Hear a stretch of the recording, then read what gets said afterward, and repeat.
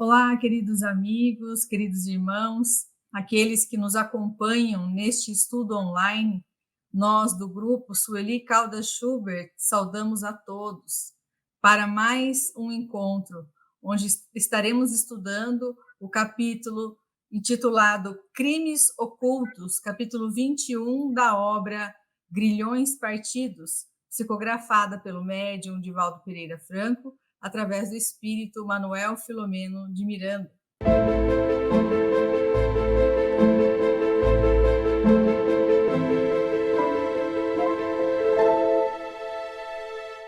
Hoje, como é o primeiro encontro do mês, nos reunimos aqui nessa sala virtual, esses corações amigos, queridos e tão amados, quase na integralidade do nosso grupo, para que a gente possa também matar um pouquinho da saudade de todos. Então, antes de fazermos a prece e passarmos na sequência para o estudo em si, gostaríamos de passar a palavra para que todos possam dizer alguma coisa a todos aqueles corações que nos acompanham. Começando com o nosso querido João. Olá, amigos. É uma alegria, sempre uma alegria muito grande estar aqui na companhia de vocês, na companhia desses coordenadores. Estamos chegando ao fim desse livro, com tantos aprendizados, tantos ensinos. Pedimos que todos sejam protegidos, abençoados e que possamos continuar juntos nessa caminhada que tem nos trazido tanta alegria e tantos ensinamentos. Obrigada, João. Laudes. Desejo votos de muita alegria nos estudos da noite, mas também celebrando, não é? Tantos conhecimentos obtidos e fortalecimento dos nossos laços da amizade. Muito obrigado. Obrigada, Laudes. Jussara.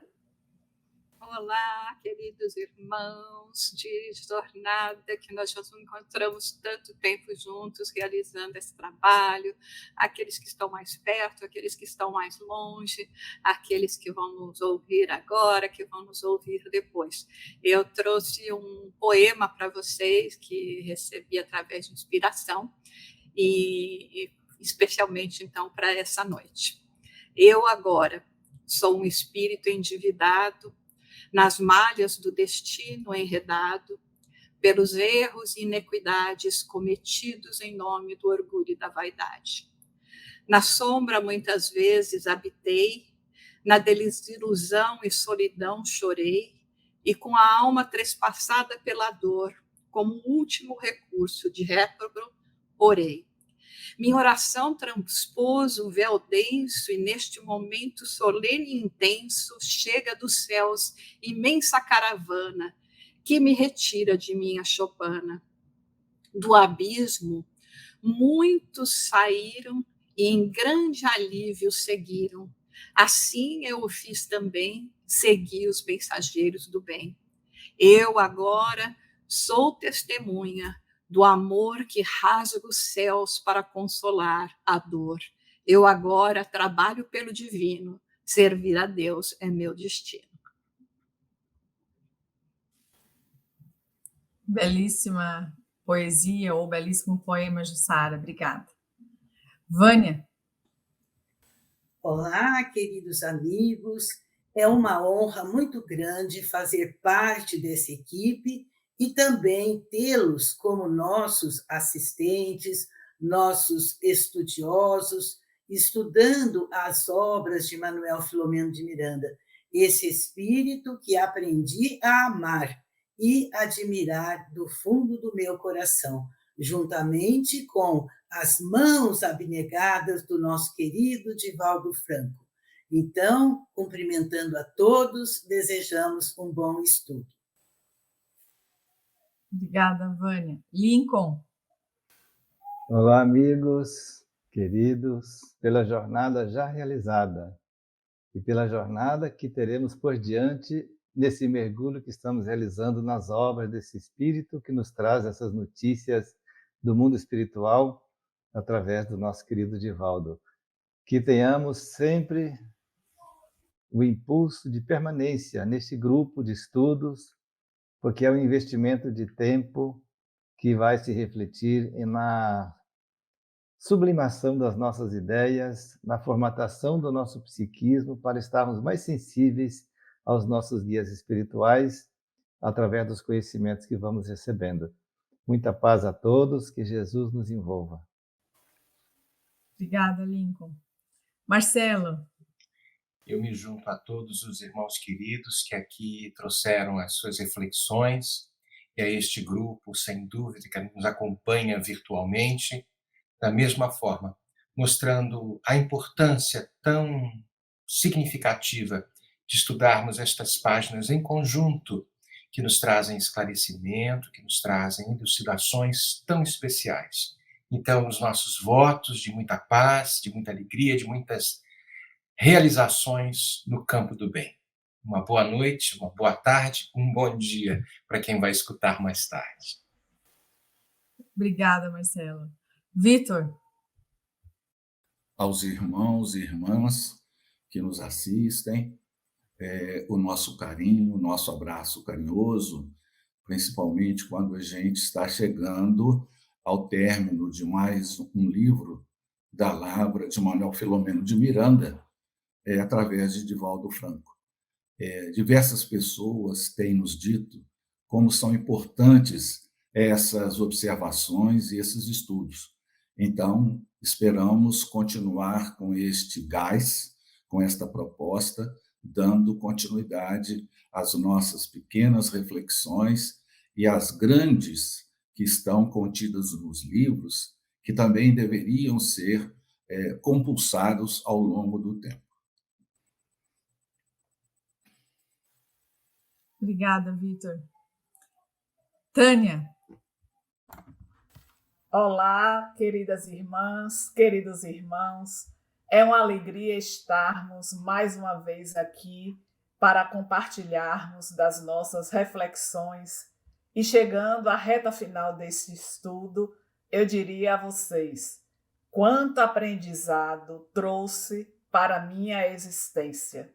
Espero que para vocês também cada capítulo desse tenha refletido em possibilidades de renovação, de crescimento, para que possamos mais rápido chegar à nossa meta, que é a plenitude. Obrigada, Tânia. Então, agora nós gostaríamos de convidar o Marcelo para nos auxiliar a elevar o nosso pensamento em oração. Marcelo. Vamos orar, então.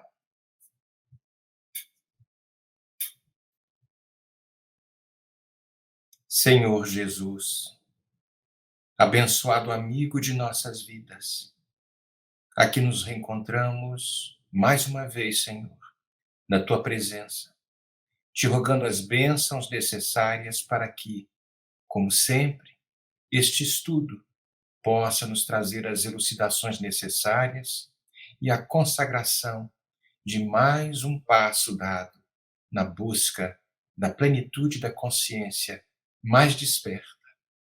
Somos todos, Senhor, aqueles que no passado, quem sabe, te escutaram através de terceiros ou talvez pessoalmente as vozes celestes, mas pouca atenção prestamos.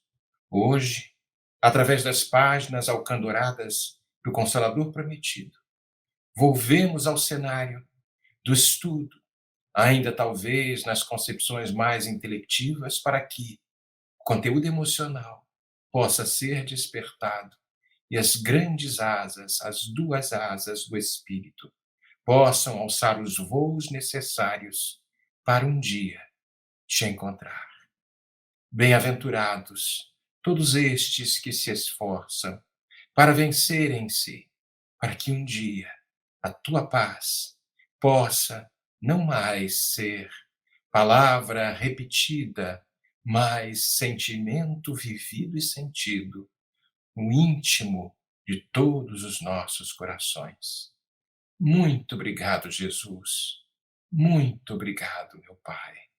E que assim seja. Que assim seja. Obrigada, Marcelo. Então, agradecendo aos coordenadores que hoje vieram saudar a todos, Nós damos um até breve, até um próximo encontro, e vamos então ficar apenas com aqueles que estão escalados para os trabalhos deste encontro de hoje. Passamos então a palavra para a Vânia, que é quem vai nos apresentar o resumo do capítulo 21. Vânia, a palavra está contigo. Então, queridos amigos, como nós já nos cumprimentamos, nós queremos dizer que este capítulo é um dos mais emocionantes do livro. Estamos, claro, chegando no seu final. Então, como nós vimos no capítulo anterior, o grupo se encontrava em uma reunião mediúnica espiritual, ou seja, com a presença dos encarnados em desdobramento, dos espíritos benfeitores e do espírito obsessor, o Matias.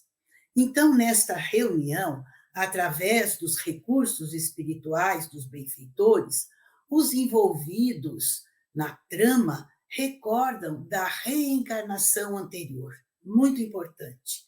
A jovem Esther transfigura-se na dama Eduardina. Mateus transfigura-se no jovem conquistador Casimiro. E o coronel Santa Maria, pai de Esther, transfigura-se um homem de aspecto desagradável que começa a se lembrar do passado na cidade de Braga, em Portugal. E assim termina o capítulo 20.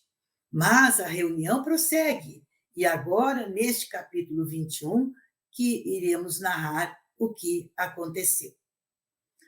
Então, diante da transformação operada no coronel Santa Maria, que reassumiu a total aparência da última reencarnação, o mentor providenciou a colocação de um aparelho muito parecido com os receptores de televisão na Terra, que, de imediato, qual se estivesse acionado por desconhecida energia, passou a apresentar formosa cidade, que estava no pensamento do coronel Santa Maria, cidade colorida e movimentada. E, ato contínuo, o mentor, Bezerra, aproximou-se do agitado coronel Santa Maria e sugeriu: recorde mais, lembre-se de Eduardina, pense, mergulhe nas lembranças, Monsenhor Severo Augusto dos Mártires. Recorde. Então, com a força da ideia plasmadora, a transmutação se fez presente em todos os detalhes. Sentando-se, o coronel apoiou a cabeça nas mãos e, concentrando-se, mergulhou em profundo transe. As imagens mentais evocadas reviviam no receptor com a pujança de vida e cor da realidade. Olha que incrível! Era um dia de sol e a movimentação na Praça da Sé anunciava uma procissão. E na intimidade da igreja, que datava do século XIV, a missa celebrada por diversos sacerdotes de alta estirpe do clero chegava ao momento culminante, que era a procissão levantando o andor. Quando a procissão se acercou de uma formosa herdade que ocupava todo um quarteirão, ajoelhada ao portão principal, com um séquito de pajens, servas e aias, uma dama viúva, de 40 anos mais ou menos, respondeu com aceno de cabeça à saudação do Monsenhor. Tratava-se da temida senhora, a viúva Eduardina Rosa.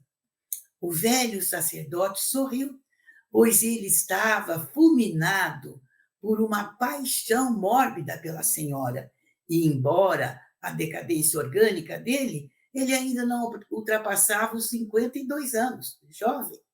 E, ao cair da tarde, o sacerdote recebeu um bilhete com lacre, e da onde vinha, e imediatamente ele toma a sua capa e sai, dirigindo-se à mansão. A serva o recebe e vai avisar a ama. Quando a viúva Eduardina / Esther, Vamos sempre falar para a gente não fazer confusão.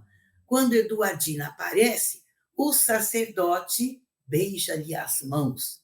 E, embora sentindo asco, ela se domina.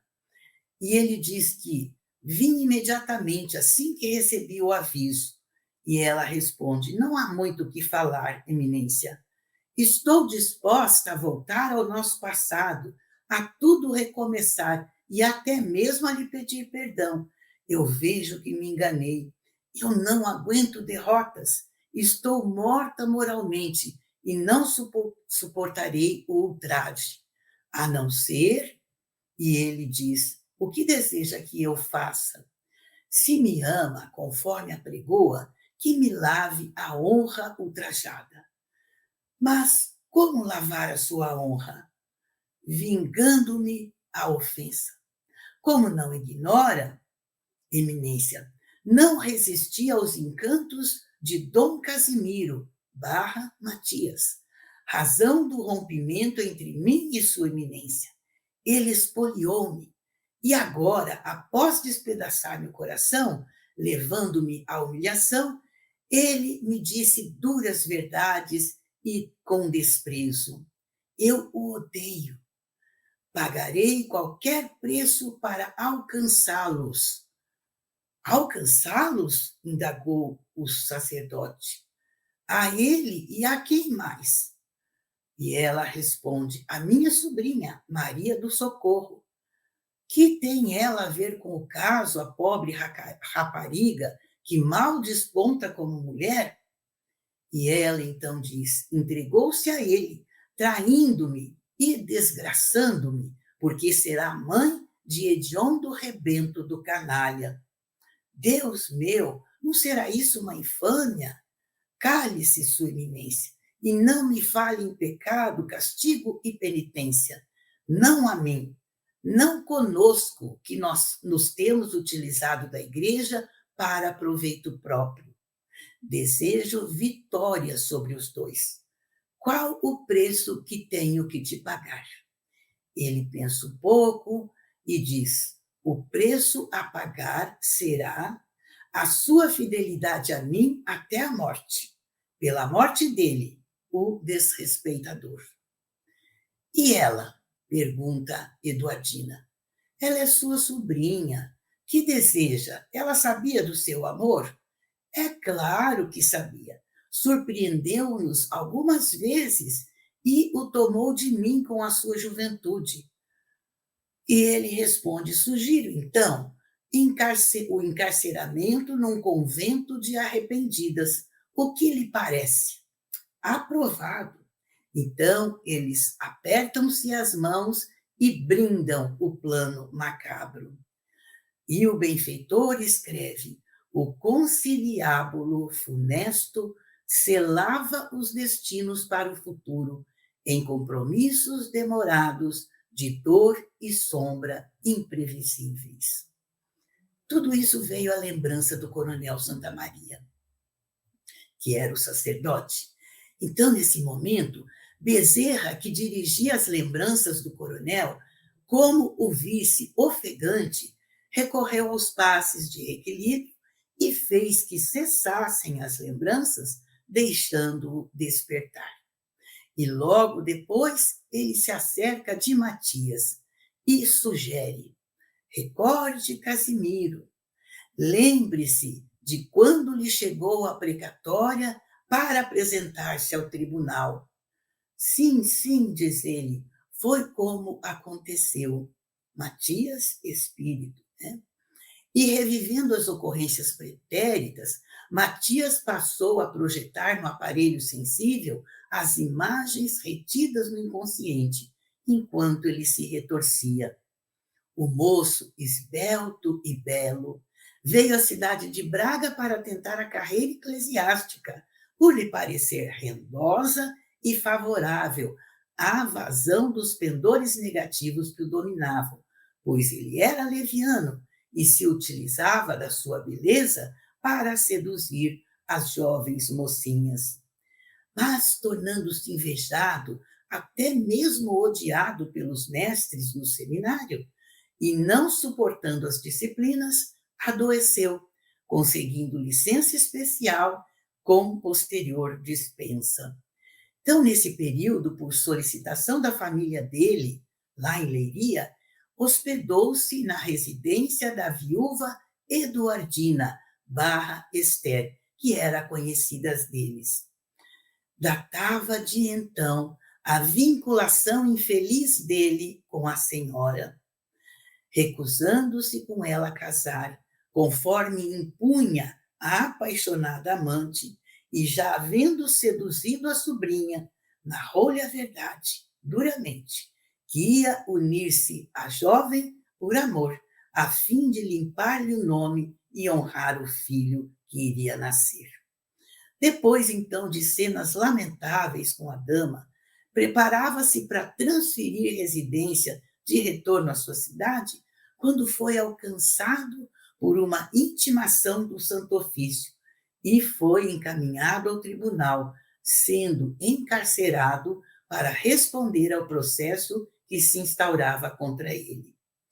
Por trás da acusação estava a interferência pertinaz e odienta do Monsenhor dos Mártires, Barra Coronel Santa Maria, o sacerdote.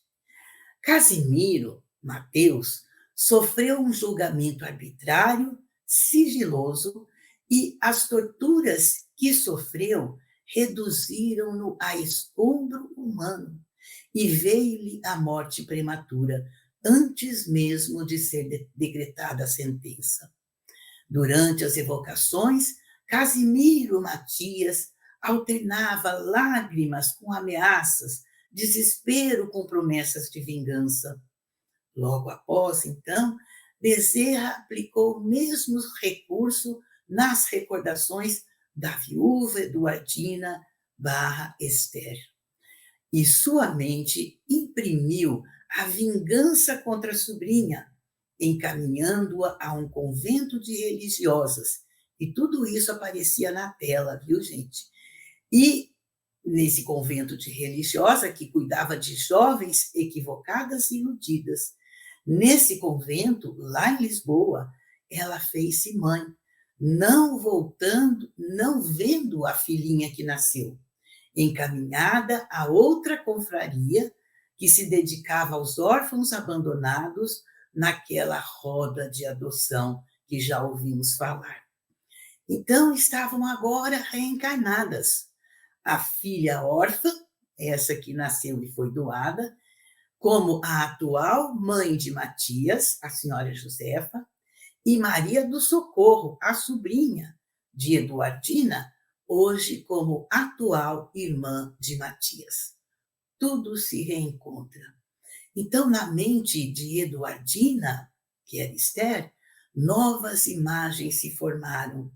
Ela lembrava-se de uma nobre dama que a acariciava do mundo espiritual. Então, ela balbuciou: mamãe, mamãe, por que não ficou mais tempo comigo? Teria evitado as minhas insânias, a senhora que tinha uma santa ascendência sobre mim. Então, depois, todos os cenários sumiram, esmaeceram, desapareceram. E sob a inspiradora orientação do diretor espiritual, aplicaram-se passes com o objetivo de libertar as mentes dos envolvidos nos acontecimentos. E em breves minutos, o coronel Santa Maria, Esther e Matias retornavam às aparências da vida atual. Mas Dona Margarida, a mãe de Esther, que estava presente, permaneceu serena enquanto se operavam os fenômenos de regressão de memória, plasmados na tela do visor, as imagens vivas do passado. E ela comoveu-se quando acompanhou o destino de Maria do Socorro, a sobrinha, ao convento e o consequente abandono da criança. Mas, ao ouvir o apelo surdo e dorido de Eduardina, toda ela vibrou de emotividade, experimentando no íntimo uma força que a compelia a socorrer a sofrida possuidora de terras. Pelo pensamento, Dona Margarida planejava contribuir no atendimento à atual família de Matias, recebendo aquelas que a insânia da filha expulsou do lar, e planejava recebê-las na condição de irmã bem-vinda e sobrinha do coração. Assim, Esther conviveria com a rival em clima de fraternidade e se recuperaria ao lado da anciã, tributando-lhe a ajuda que negou no passado quando despontou pelo renascimento. Então, Dona Margarida arregimentava raciocínios, edificava o futuro sobre os alicerces do amor, sem se dar conta que o sensível aparelho registrava todas essas reflexões, acompanhadas por todos, inclusive por Matias, que ficou surpreendido pela nobreza da estoica senhora e teve uma grande emoção por primeira vez depois de muitos e muitos anos. O mentor, então, confirma a identificação com a senhora na existência passada, a mãe de Eduardina, e considerou a justeza das leis. E o diretor espiritual prosseguiu: alguns dos irmãos aqui presentes, amanhã, despertarão recordando uma viagem a estranho país, lutando com fantasmas odientos e cruéis. Outros terão as reminiscências de salutar encontro espiritual, onde se cuidaram de pessoas enfermas em adiantado estado de alucinação. Uns lembrarão de socorro ministrado a Esther e Matias, com um pano de fundo confuso em paisagens de imagens fugidias e imprecisas. Alguém crerá em pesadelo, outros suporão uma visão do paraíso. É isso que nos ocorre quando vamos a uma reunião no mundo espiritual. Todavia, estamos num mundo, diz o diretor espiritual, estamos num mundo que interpenetra o sensorial, baliza de uma esfera com a outra em suave linha divisória entre os dois estados, o físico e o espiritual. A paz de Matias será em decorrência da caridosa ajuda fraternal do coronel Santa Maria. A saúde total de Esther, sua recuperação, dependerão da diretriz que vier imprimir a vida. Os males praticados cobram juros de esforço contínuo para a anulação de danos. A mediunidade de Esther, que lhe tem facultado perfeita sintonia com Matias, poderá ela converter em ponte de misericórdia para resgatar os sofredores que se demoram na outra margem. As irmãs Abigail e Josefa, genitora e irmã, respectivamente, do nosso Matias, serão o campo experimental para os propósitos que acalentamos. Esta é a batalha, diz o diretor espiritual, na qual não há vencidos, todos saem triunfantes se lutam com as mesmas armas da caridade e do bem. Prosseguiremos o labor em prol de nós mesmos, através dos nossos irmãos mais sofredores. Ajudados até aqui, estão convidados a ajudar. Agora, oremos. E assim termina o capítulo. Obrigada, Gisele. Nós que agradecemos pela excelente apresentação do capítulo, onde todos pudemos acompanhar os acontecimentos com muita atenção. Então, agora nós passamos a palavra para a nossa querida Tânia, que vai iniciar os aprofundamentos do capítulo. Tânia, a palavra está contigo. Olá, queridas irmãs, queridos irmãos. Agradecemos inicialmente a você, querida Vânia, que nos traz sempre um maravilhoso resumo. Que seria de nós sem você nesta telinha para poder fazer esta narrativa que nos remete a estar acompanhando este capítulo tão bem detalhado por você. Ao querido amigo Vitor, que vai estar dividindo conosco os aprofundamentos, e a você, Gisele, que nos acompanha nessa transmissão. Neste capítulo, nós queremos inicialmente estar destacando um trecho que Miranda coloca, que é exatamente sobre as imagens mentais evocadas reviviam no receptor com a pujança de vida e cor da realidade. O que é que nós queremos trazer com isso?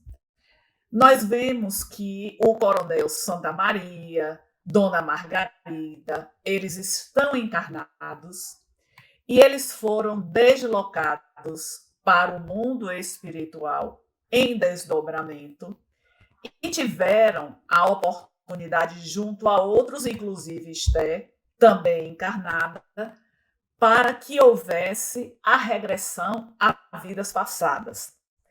Mas aí a gente vai na posição desses três que são os personagens de destaque deste livro: o coronel, Dona Margarida, sua esposa, e a filha Esté. Quando nós reencarnamos, todos passamos pelo esquecimento do passado. E por que este esquecimento do passado? E aí vale o destaque ao Livro dos Espíritos, no capítulo 7º, que é intitulado Da Volta do Espírito à Vida Corporal. Allan Kardec ele vai estar dedicando 8 tópicos neste capítulo para poder estar aprofundando os estudos sobre este tema. E o último tópico ele intitula Esquecimento do Passado. Há uma série de questionamentos que ele formula aos benfeitores que se relacionam a este esquecimento do passado. E aí vamos estar trazendo exatamente o primeiro tópico, a primeira questão deste tópico, que é a 392, quando Kardec ele vai indagar: por que perde o espírito encarnado a lembrança do seu passado? O que os benfeitores vão estar respondendo?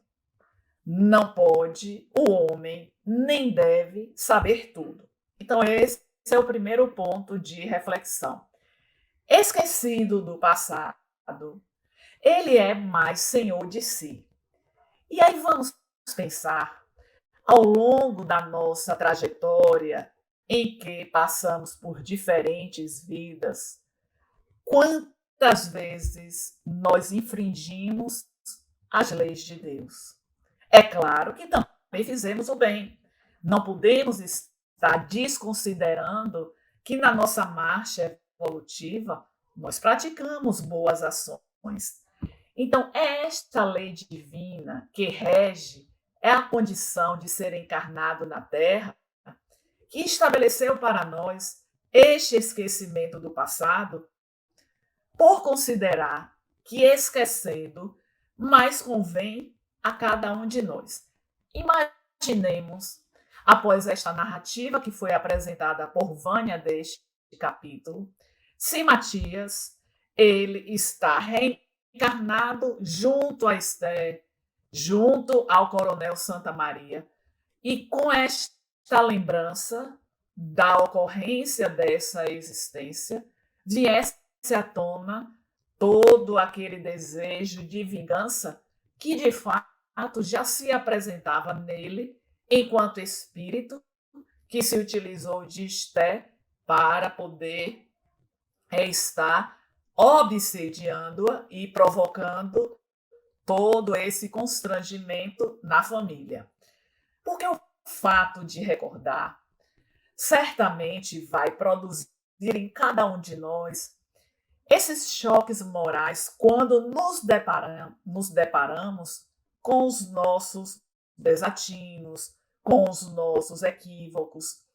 E esses choques, eles podem ser tão intensos e que sejam capazes de provocar em nós diversas anormalidades que vão estar variando de acordo com o nosso grau de evolução, com a nossa situação moral ou consciencial que apresentamos. Então, certamente que nós tivemos atuações nobres, mas se fosse tão mais a nobreza dos nossos atos, certamente estaríamos em um outro planeta e não ainda habitando o mundo de provas e expiações, que é o nosso planeta que caminha para mundo regenerado. Então, claro que nós podemos afirmar que o nosso passado não é dos mais exemplares. Por isso, a reencarnação nos oferece este esquecimento do passado.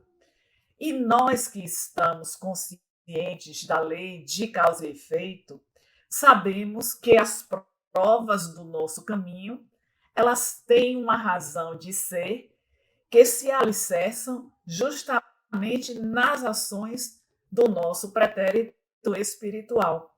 Daí nós somos premiados, podemos utilizar essa expressão, com este esquecimento do passado e devemos acolher as dificuldades que estamos vivenciando hoje como oportunidade de reajuste em nossa jornada evolutiva.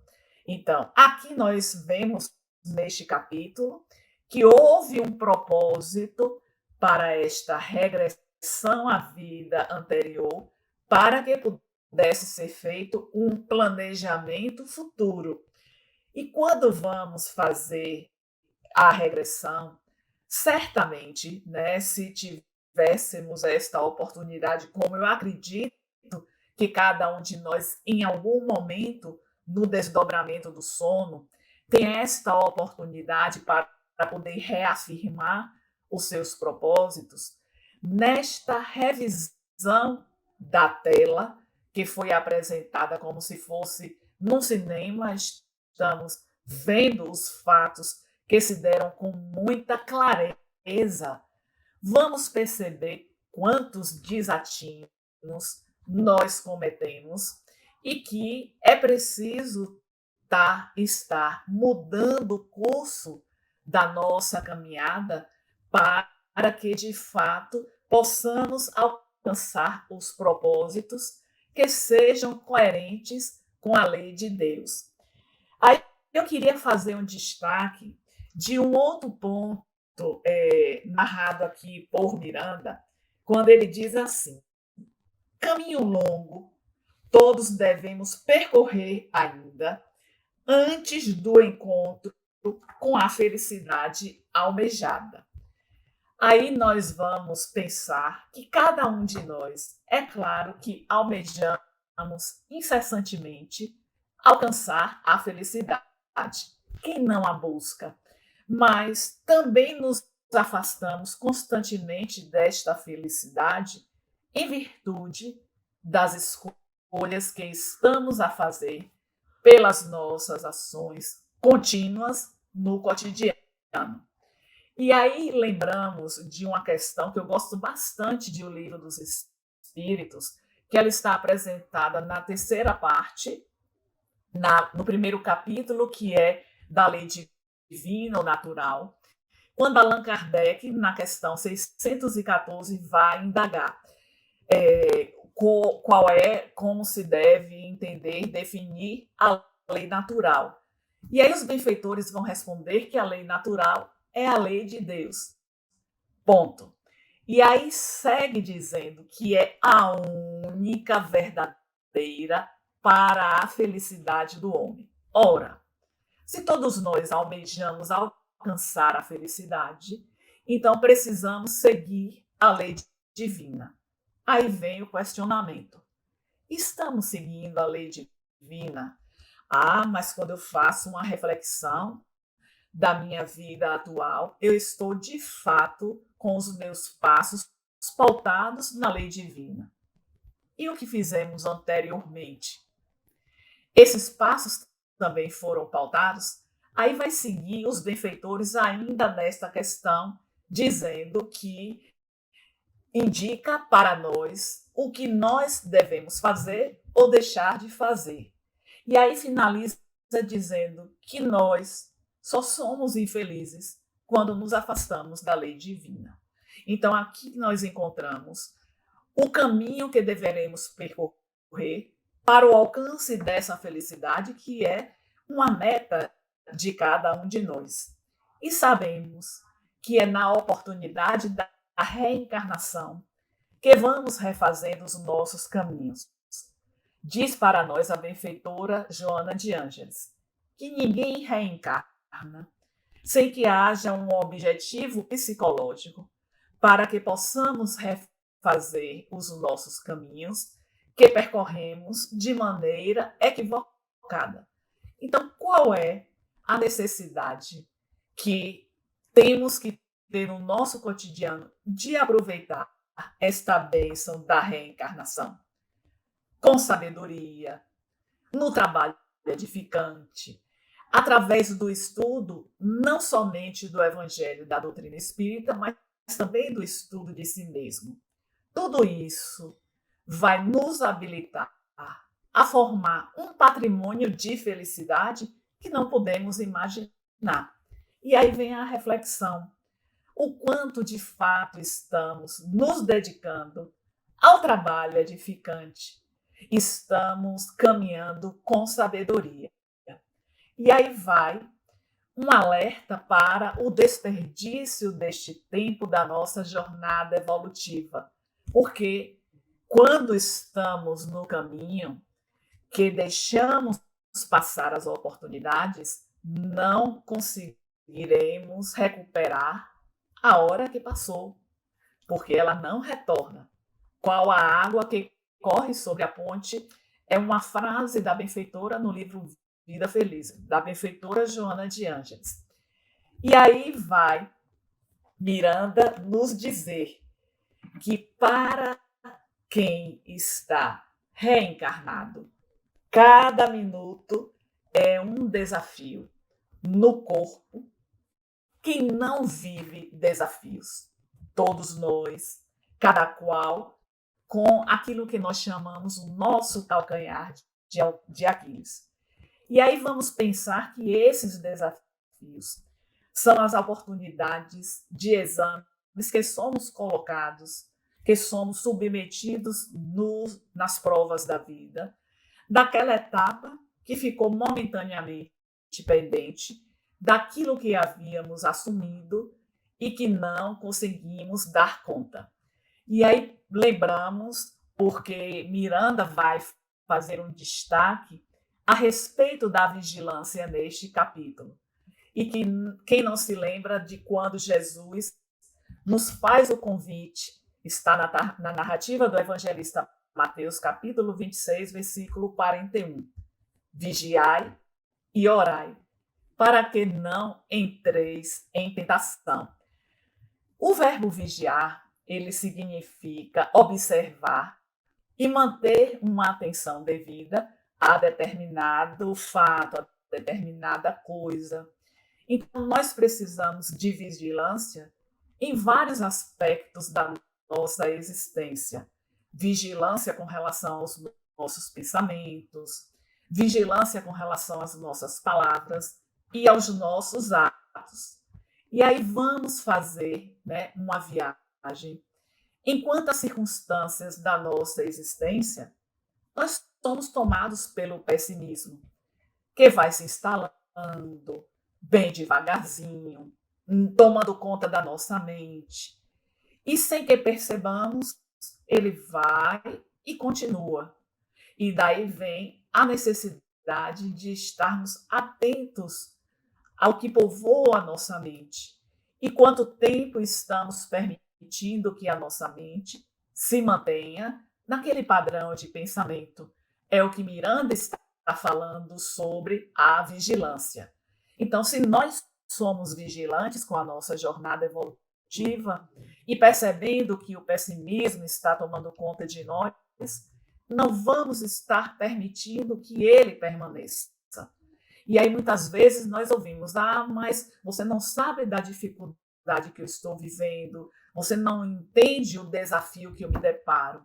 Claro que tudo quanto nos chega é porque já estamos preparados, já estamos educados no mundo espiritual para aquele enfrentamento.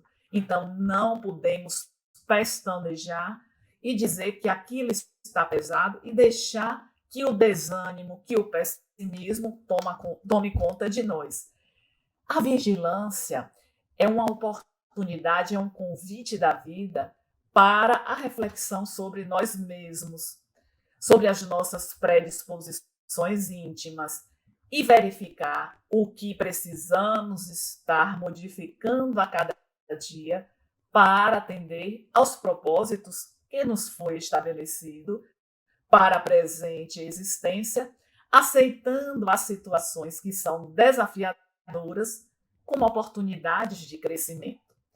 Essa não aceitação do sofrimento que muitas vezes nos deparamos, vamos pensar inicialmente neste livro, quando o coronel Santa Maria teve diante de si aquela cena na festa de 15 anos da sua filha, a necessidade do internamento de Esther, de tudo quanto ele atravessou, até ele tomar conhecimento do Evangelho de Jesus, da doutrina espírita e passar, a partir deste momento, ao encontro com um novo modo de viver. Então, tudo isso foi chegando até ele e mostrando esta necessidade de sairmos deste vitimismo, porque nós, diante do sofrimento, muitas vezes nós nos apresentamos como vítimas de si mesmo.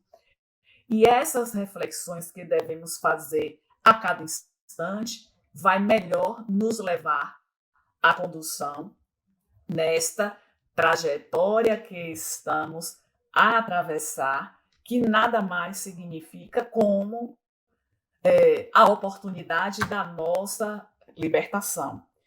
E aí vamos ver também neste capítulo, já caminhando para as nossas considerações finais deste aprofundamento, quando Miranda vem destacar que neste reviver que eles tiveram no desdobramento do sono, que isso vem para cada um de nós, quando despertamos, nós podemos trazer à nossa mente diferentes lembranças.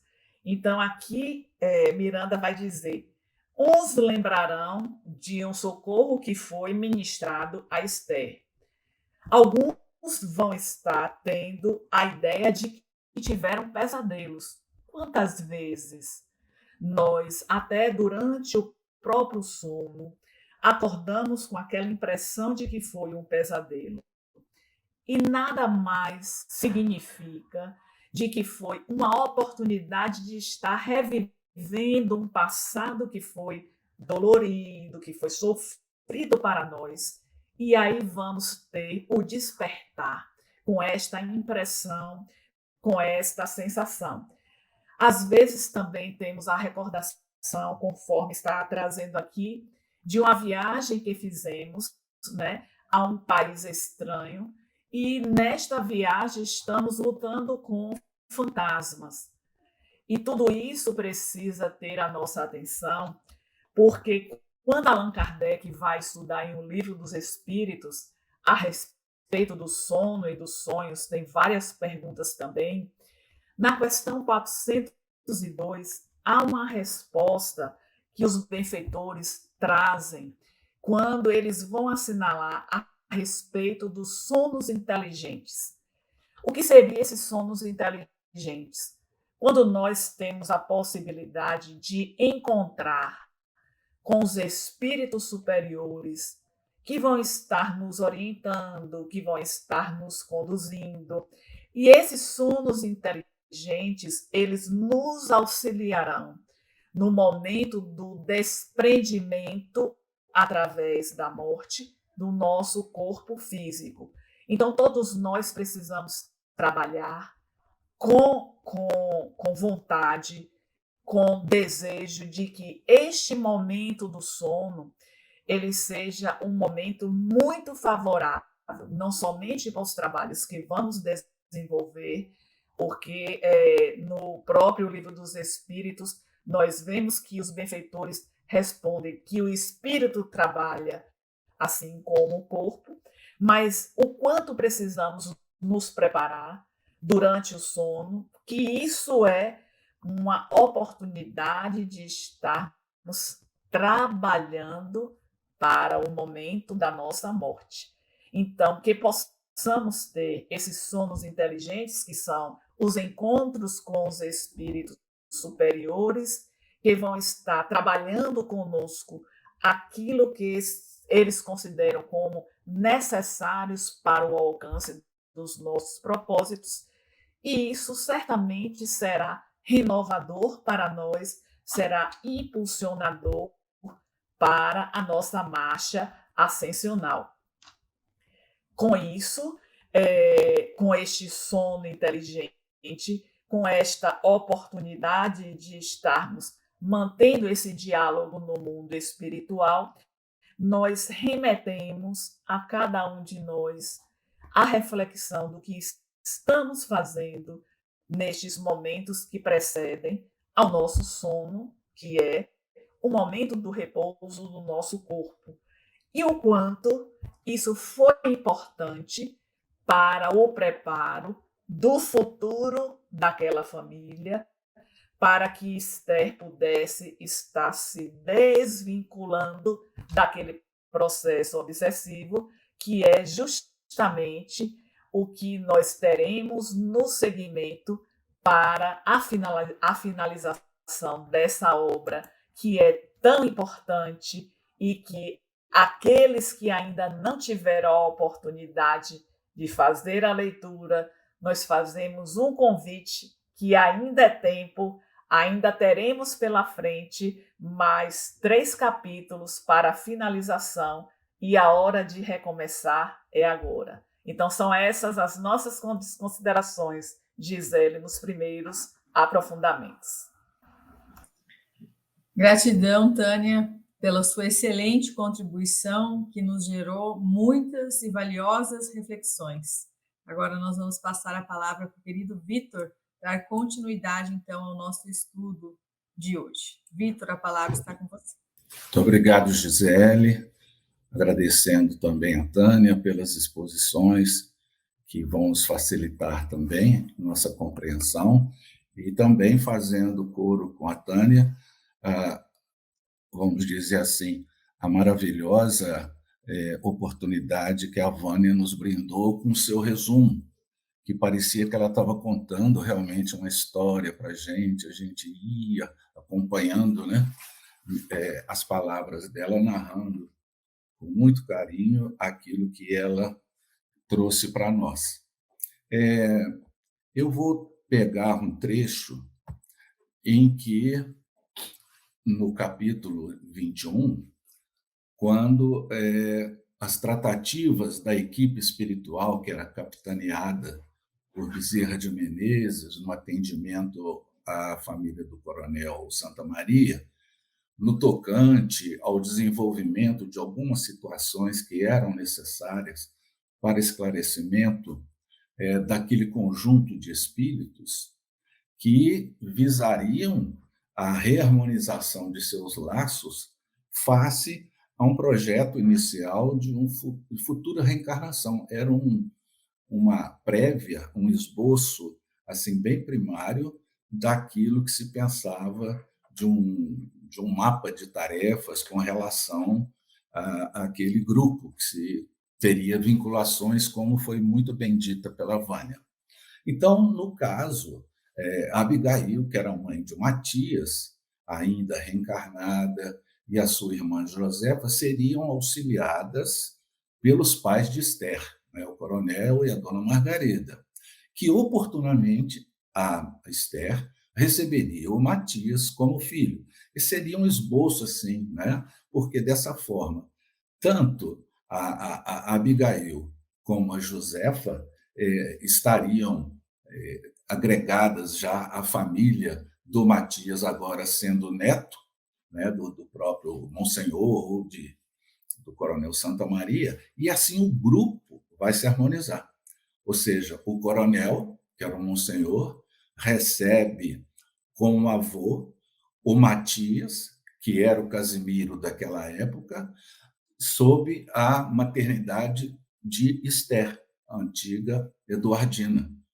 E recebe aquela Maria do Socorro, que foi levada numa situação de rejeição, de expulsão, e a menina órfã, que foi colocada na roda para ser auxiliada, etc. Então, esse grupo vai se reunir, né? E muito bem falou a Vânia a respeito daquela roda, né, que era uma situação lamentável existente à época. Muito bem, no livro Evolução em Dois Mundos, André Luiz, no capítulo 19, intitulado Alma e Reencarnação, ele vai fazer uns pontos didáticos, assim, vai pontuar, dizendo que depois da morte há efetivamente uma espécie de minucioso processo de purgação, aonde a alma culpada ela sofre de forma mais difícil aquele processo da dor do arrependimento, né? E com isso ela vai exteriorizar aquela sintomatologia toda. E somente depois disso é que a pessoa, ou o espírito, no caso, depois de se lixiviar, depois de haver tomado, vamos dizer, um banho em que as emoções difíceis, as emoções da raiva, do ódio, da inveja, do ciúme, etc., começam a decantar um pouco, é que elas podem ser auxiliadas, porque antes não há condições. Por quê? Auxiliadas em que sentido? Para tratamento nas esferas, igual ele fala, de reconforto e reeducação. Então, são criminosos que se arrependem, caluniadores que aniquilaram a felicidade humana, viciados e desequilibrados do sexo. Esses companheiros, ou nós mesmos, né, plasmamos na nossa desencarnação, em torno de nós mesmos, esse local para onde vamos, desde que a gente se vincule moralmente a eles, a gente plasma, como foi falado aí, não só naquele aparelho, mas a gente plasma no ambiente as cenas degradantes em que as nossas vidas foram arruinadas, em que praticamos algo nefasto junto aos outros. E falando nisso, o André Luiz nos diz que as pessoas, as vítimas do remorso, por um tempo correspondente às necessidades de reajuste, eles padecem essa larga internação nas zonas compatíveis com o estado moral e mental que demonstram.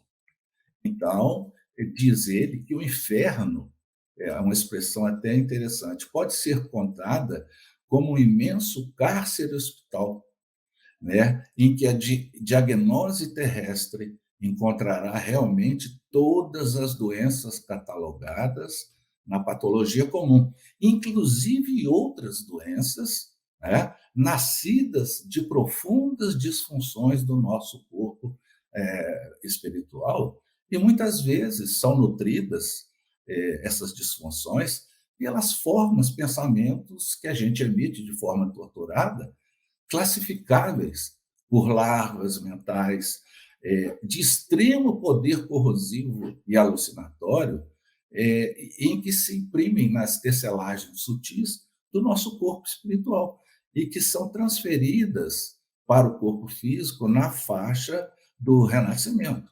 Então, por exemplo, ele fala que nesses locais, seriam, no caso, umbral, coisas assim, o espírito ele alija a carga de superfície que ele traz, exonerando-se dos elementos mais envolventes da degradação em que eles se encontram. Então, a partir do momento que se revele os sinais primeiros da possibilidade de ser auxiliado, os benfeitores o recolhem e são encaminhados para as tarefas do prosseguimento, né? Evidentemente que isso é feito quando a pessoa já passa desse princípio, é feita uma revisão de compromissos, né?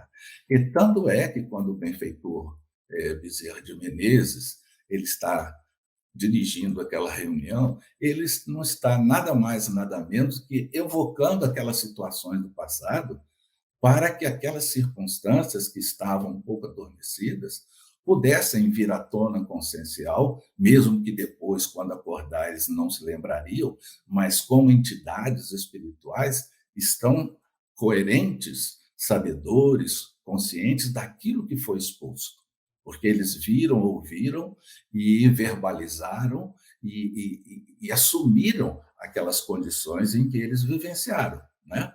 Mas então ele vai dizer aqui da questão que a gente traz para nós a incapacidade de perdoar-se, né? Ele fala que o devedor, a pessoa que se vê através do remorso, compungida ou necessitada de querer melhorar, ela não consegue sair daquela posição.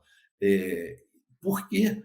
Porque ela não tem a capacidade de perdoar-se como pessoa que errou e fica achando que o sofrimento do remorso que ela sente já é o início de uma punição. E a gente sabe que não, né? Então, ele vai falar também das reencarnações especiais, daquelas criaturas que não têm condição de serem exercido algum tipo de planejamento em função delas, porque elas precisam imediatamente serem encaminhadas como doentes isolados na proposta da reencarnação. Não têm os méritos necessários para se estabelecer um projeto de reencarnação. E vai falar também da questão, ele diz aqui, com bastante interessante, né? O espírito recebe, então, um corpo físico inteiramente novo. É um corpo com o qual ele será defrontado pelas circunstâncias favoráveis ou não do caminho que ele deve percorrer, para que ele possa prosseguir na obra em que ele se propõe a encetar. Muitas vezes vai sofrer mutilações, enfermidades benéficas, inibições, dificuldades orgânicas, porque de aprendizado em aprendizado, de tarefa em tarefa, o aluno percorre estágio a estágio para as grandes metas educativas. Então, de uma forma mais seletiva, ele vai nos lembrar aqui, eu peguei até o gancho dos missionários da luz, em que existe a elaboração do mapa de tarefas, né? Porque não adianta você retirar os espíritos das zonas difíceis, nebulosas, graves, e, de repente, alguém responsável pela família, espiritualmente falando, traça alguma coisa e passa para a reencarnação. Não. Aquele espírito que, depois de alijado aquelas circunstâncias primitivas, negativas, de forma rápida, elas são conduzidas a estágios no plano espiritual para um determinado aprendizado. A gente lembra de Narcisa solicitando um pedido à veneranda, e a veneranda falou que atenderia o pedido, ela chancelaria uma nova encarnação, desde que ela ficasse 10 anos nas câmaras de retificação. Uma outra senhora precisava ficar 70 anos fazendo uma tarefa lá, para que as fibras morais dela, os sentimentos, se instrumentalizassem de tal forma que ela pudesse receber como filhas aquelas às quais ela houvera encaminhado por uma situação difícil. Então, porque ninguém, né, seria um desperdiçar de oportunidades se a gente, se os espíritos também, não nos beneficiassem com algum conhecimento, com alguma tarefa. Então, eles falam assim, isso me marcou profundamente essa frase. Existe um programa de tarefa, está no Missionários da Luz, capítulo 13. Existe um programa de tarefas edificantes a serem cumpridas por aquele que reencarna. É um mapa onde os dirigentes da alma, ou seja, os benfeitores espirituais, os amigos que a gente granjeou através de uma corrente de simpatia, etc., os dirigentes da alma fixam a cota aproximada de valores eternos que o reencarnante é suscetível de adquirir na existência transitória. Aí eu falei, gente, agora eu me acalmei um pouco, porque eles sabem daquilo que a gente pode atingir. Não é de uma hora para outra que eu vou ser uma pessoa calma, tranquila, serena, paciente. Não. Pelo que eu estou lendo aqui, eles vão fixar uma cota que eu consiga, tipo o quê? 6% de tolerância, 2% de paciência. A gente tem que começar aos poucos, com projetos factíveis, com prazos que a gente consiga trabalhar, porque a gente quer ter a instantaneidade da perfeição. A gente acha que reencarnou, então a gente tem que pegar todas as virtudes e a gente tê-las em grau máximo no final da nossa encarnação e apresentar o boletim. Olha aqui, ó. Passei em tolerância, passei em paciência, nota 10, nota 10, nota 10. Isso não existe. A gente não iria aguentar. Então, os próprios dirigentes sabem da cota aproximada dos valores, e eles vão falar. Os benfeitores sabem da capacidade dos reencarnantes. É um processo de longo curso. Existe a encarnação em que o espírito privilegia o exercício da humildade. Ou tem outros que pegam a solicitação para uma situação de orfandade, ou de situação mais difícil, do dia a dia, onde vai se trabalhar, por exemplo, o egoísmo, a vaidade, a presunção. Isso tudo, né? Se a gente conseguir percentual daquilo que a gente se comprometeu, valeu a pena a encarnação. Agora, ele fala, o espírito que vem à carne pode melhorar essa cota de valores, ultrapassando a previsão superior. Tá? É aquele talento que foi transformado, aí é o servo bom e fiel, pelo esforço próprio intensivo, ou também a gente pode se distanciar dela, enterrando mais ainda nos débitos para com o próximo. Então, a gente tem que ter essa leveza de compreensão para a gente não ficar exigindo de nós situação que a gente não vai poder sustentar, porque é muito superior às nossas pequenas forças, né? Então, todo esse período em que a gente trabalha no processo da reencarnação, em que nesse mapa das tarefas tem o tempo de vida física, e se o casamento ou o celibato, né, está nas nossas programações, o número de filhos, alguma coisa relativa à profissão, né? Isso tudo são pontos que são discutidos quando o espírito merece, junto com seus tutelados ou tutores. E isso vai ser um projeto. A gente pode aderir ou não. Aí que entra a questão do livre-arbítrio, entra a questão das situações morais, do orar e vigiar, como disse a Tânia. Né? Então, nessa reencarnação, o que dirige, na pergunta 264, o que dirige o espírito nas escolhas das provas que ele queira sofrer? Ele escolhe de acordo com a natureza das suas faltas. Resposta: as que o levem à expiação destas e a progredir mais depressa. Uns, portanto, impõem-se a si mesmo uma vida de misérias e privações, objetivando suportá-las com coragem. Outros preferem experimentar as tentações da riqueza e do poder, muito mais perigosas pelos abusos e má aplicação que podem dar lugar, pelas paixões inferiores. E muitos finalmente decidem experimentar suas forças nas lutas que terão que sustentar em contato com o vício. Né? Então, nesse momento, podemos lembrar também, no trilhar das reencarnações, em que o próprio Manuel Filomeno ele deixa um exemplo para nós interessante, que nesse trilhar das reencarnações, a gente vai se desfazendo dos erros e gravames que a gente deixou na orla da estrada. Mas, ao mesmo tempo, a gente vai semeando flores de alegria, plantando as ações de beneficência que vão ser os nossos futuros fiadores para os outros propósitos acalentados de santificação. Porque a gente só pode considerar vitorioso antes de lograr o último passo numa jornada, né? E aí eu também vou me encaminhando dizendo isso que a Tânia disse. Para os que estão reencarnados, cada minuto é desafio no corpo. E eu fico pensando, né? Aliás, ultimamente tenho tido esse tipo de pensamento.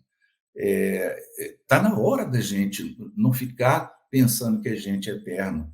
A gente está se encaminhando para uma situação em que cada minuto que a gente faz é essa planta que a gente joga na beira da estrada, né? Plantando ações, flores de alegria, etc.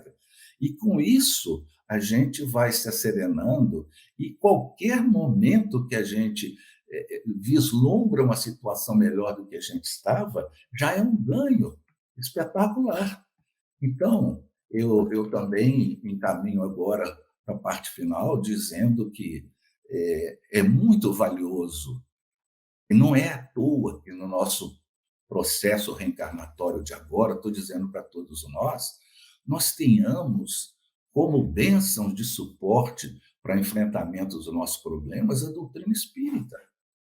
Olha o mundo, olha como que nós somos beneficiados, como que nós temos elementos para superar dificuldades, entendimentos, situações, quando a gente pode se movimentar sobre a luz bendita da doutrina espírita, e como que a gente está estudando a questão das reencarnações. Era para a gente ter mais confiança, mas a gente traz aquela angústia de querer rapidamente ser um espírito de luz. Nós estamos ainda acendendo a nossa lamparina. Então, nós temos que fazer valer a chance maravilhosa de estarmos nesse presente momento de bastante, vamos dizer, significação histórica para cada um de nós, porque estamos na fase da transição, estamos vivenciando algo que muitos espíritos ainda não vivenciaram, mas estamos na hora correta, participando, agora sim, com alegria, do lado bom, do lado melhor, e não do lado ruim, ao qual a gente já pertenceu, e temos as lembranças, etc. Mas agora uma luz nova brilha para nós. Essa luz é a doutrina espírita. Então, queridos irmãos e irmãos, um grande e carinhoso abraço a todos e que Jesus nos abençoe. Obrigada, Vitor, pelas suas também excelentes contribuições. Então, agradecemos mais uma vez a Vânia, a Tânia e ao Vitor, que nos conduziram no estudo deste dia, e também já deixamos aqui antecipadamente avisado que o nosso próximo livro de estudo será Tramas do Destino, autor Filomeno de Miranda, psicografia de Divaldo Pereira Franco. Para aqueles que desejarem já adquirir a obra, encomendar, enfim, já antecipamos, então, que no final do mês de agosto nós iniciaremos um novo estudo. Um grande abraço a todos, que Deus nos abençoe, nos fortaleça e nos acompanhe sempre. Até a próxima semana.